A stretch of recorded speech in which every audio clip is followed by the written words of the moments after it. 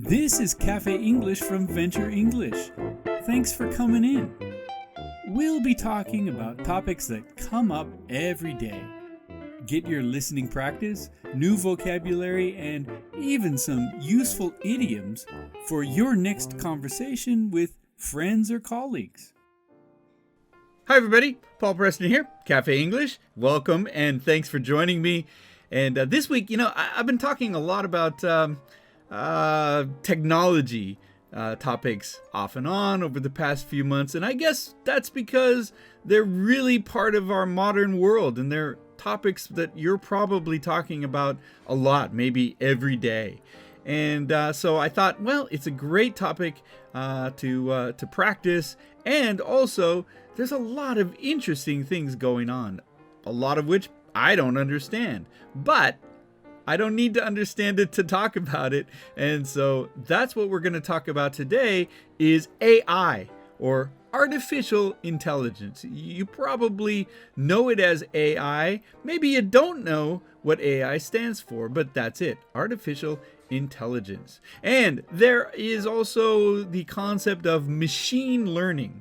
And the idea of machine learning, I think, is a little bit more what's actually happening nowadays with computers. Artificial intelligence is a very broad term, I think. And in fact, mostly what's happening with computers now is they're being taught how to understand things, how to create new ideas, how to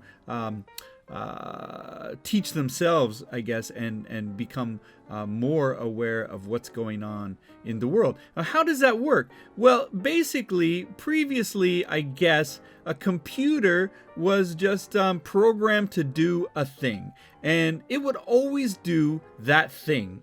As long as there wasn't a failure or an error, it would just continue to do that same thing as it was programmed to do.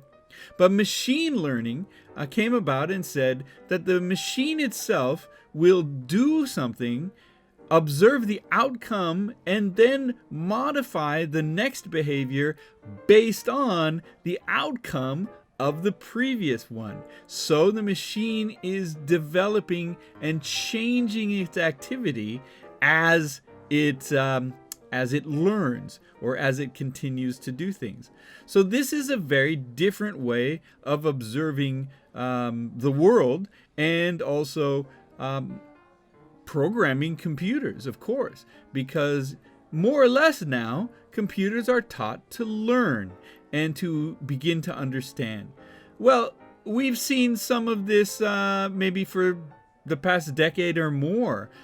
Computers have learned more and more about language. Some languages they can translate very well. Most languages, I think they still have trouble translating well, but they do translate, and some of it has some value. I'm sure it's going to get better and better as the machines learn more and more.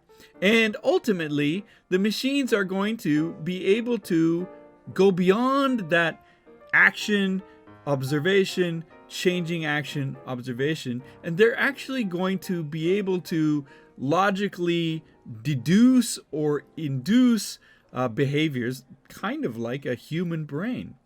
Well, I don't think that computers are going to have an emotional reaction, but they might be able to mimic emotional reactions by observing emotional reactions and then behaving similarly and seeing the result. This is kind of how a child learns. A child will do something, observe what the parents think, and modify based on that. So this is not foreign to us by any means. This is, of course, a way to learn. But it is a little bit unnerving that machines will be able to do this, and of course are already able to do this, and they'll understand more and more about us.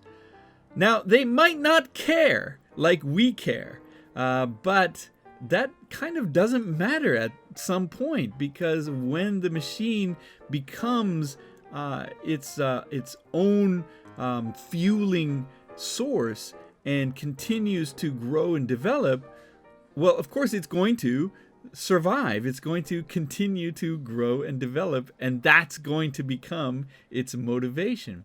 It's very fascinating, a little bit spooky, I guess. I don't know what you think. I think some people are very excited. Some people are very nervous, like anything in technology that we've talked about before. But I think AI is a very interesting thing. And of course, big data is another phrase you've probably heard. This is what fuels machine learning or AI.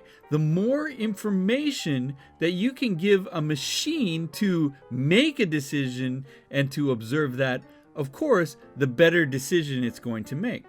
But all information for all decisions is not useful, as we know from ourselves. We can't take every bit of information in the world before we do something, before we make an opinion.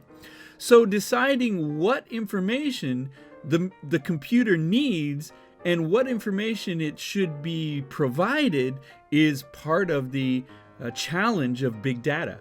And so this is really a strange and interesting direction that we are all going on the planet. And so we'll see how it ends up. But that's my thoughts about AI. Maybe you have some thoughts too. You probably do. And I'd love to know what those thoughts are.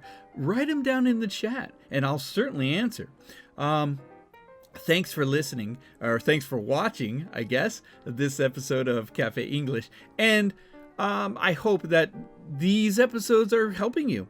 As I say at the end of every show, we really want to help you. And anything that we can do that will help you improve your English, practice your English, improve listening skills, etc. We're going to do it if you tell us and you ask us to do it. So please do leave those comments.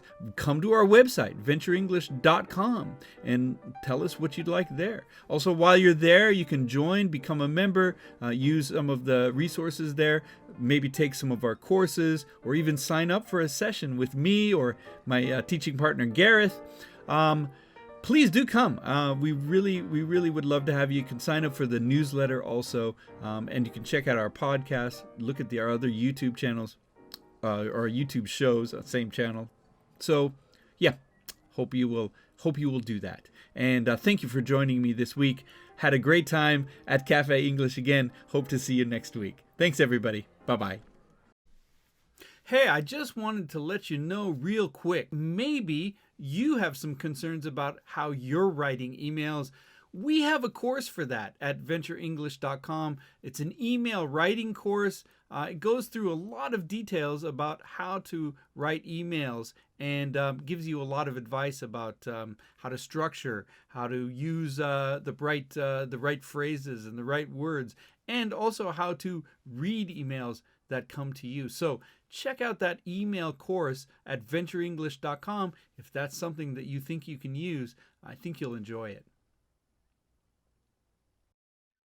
Hey, thanks for joining me this week at Cafe English.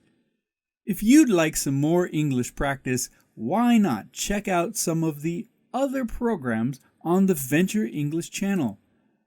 We feature coaching advice and study tips to improve your English. Don't forget to subscribe and come back often. You can also go to our webpage at VenturEnglish.com. Become a member for free and maybe even try some of our courses. At Venture English, our goal is to help you speak English better.